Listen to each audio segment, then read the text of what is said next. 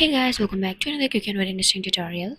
So in this quick tutorial, I'm going to show you how to adjust stroke size on Picsart. So first of all, we want to open Picsart. After opening it, here is an option. You can see here open editor, click on that.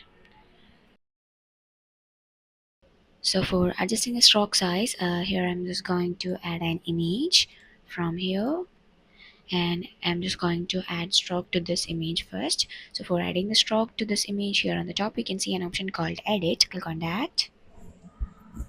And then here on the left you can see an option called stroke, and from here you can just turn it on.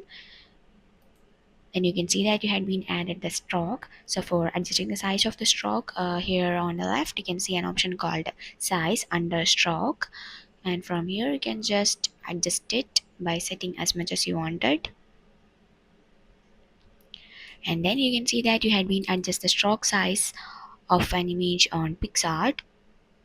So that's it for this quick tutorial. I hope this video will be helpful for you. Make sure to do hit the like button and the subscribe button for more such quick and very interesting tutorials. See you in the next one. Take care.